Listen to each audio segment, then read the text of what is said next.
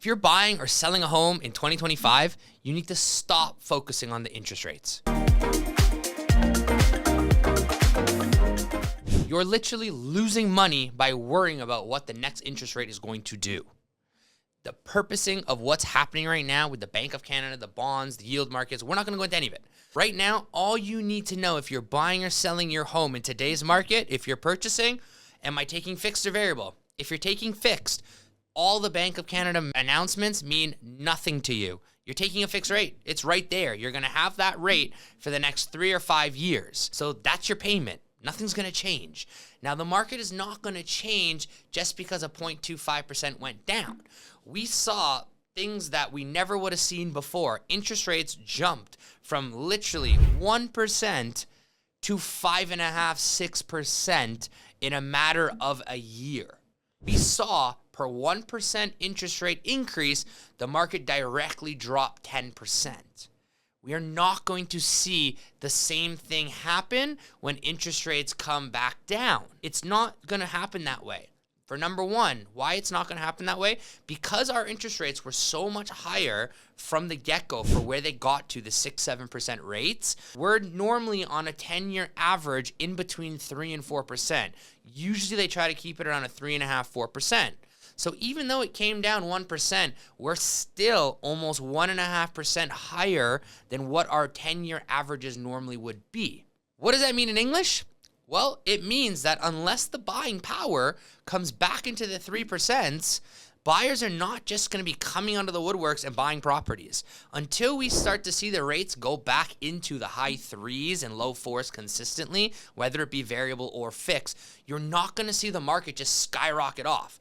Case in point, we've seen 6 consecutive drops from the Bank of Canada, and last year, when we were talking about the real estate market, we saw a 1% increase the freehold detached property market, and we saw a 5% decrease in the condo market. As you can see, the affordability is still the greater problem right now.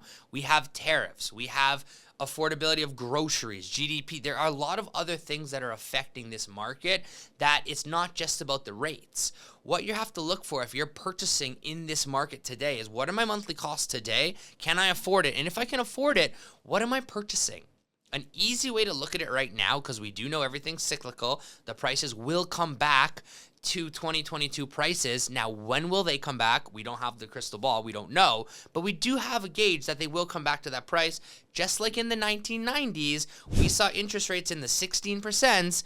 It took them about 10 years to get those prices from the early 90s back to where they were purchased, to where they are, to break even, about 10 years. So again, we're probably not going to see that happen as long in the current state of the market we're in, with more interest rates planned to drop over the next year or so. But you have to remember, what am I buying? And that's the opportunity. Because what you're purchasing, you may not have been able to purchase 2-3 years ago. So you have to remember, the property you're purchasing is what you're really looking at. So look at the asset, not the rate. Sellers, let's have a real good conversation here. We got to start being realistic. We're seeing this. We're boots on the grounds. We have listings. We're talking to sellers. We're getting showings. So we do have a really good grip on what's happening in the market. Given that we have only seen a 1% increase over the last year, it's understanding what you're selling. If you're selling a tenanted property and it's a condo, you're coming into a market that just went down 5% and we haven't seen it hit the bottom yet. So are you getting out to exit this investment, or are you selling it because you're afraid it's going to go down more? What's your plan with the property? If you're thinking, I want to upsize, well, this is an amazing market to upsize in. You've made your money on your property. Unless you bought it in 2021 or 2022, realistically, you've made gains on the property. So that detached house that might be the 2,000, 2,500 square feet that was selling in the 2 million marker, that might be back down in the 1,718 right now. That is the opportunity. It's not to get a different deal or a better price. It's the fact that now that same home is $200,000 cheaper, which means your mortgage amount buying into that home is also going to be lower. Because yes, you could have sold your property for 20% more, but guess what? Your forever home, the bigger home you're going to, that's going to have now a 20% higher mortgage rate, mortgage amount, right? So Relativity. It's all relative to what you're doing. If you're a seller, you want to sell your home, you're downsizing, right? I understand that you think you're going to make more money, whether it become the spring, the summer, and whatnot, if the rates keep going. But how long are you doing this for? Where are you going? Are you going to a condo? Because the condo market's still going down. So that means you could still sell your investment at a high rate and buy what you're going to as the market continues to go down. Case in point, we got to know where we're going and what we're looking for. And again, sellers, we're not in the same market anymore where you just throw up the sign, everyone's running into your home. You're going to have to do some touch-ups. Painting, rip out the old carpet, you got the baseboards that are beat up. These are things that are actually just going to make your property more attractable to the market. It doesn't necessarily mean your value is going to go up. Remember, you've been there 10, 15, 20 years. Maybe you haven't touched those carpets upstairs.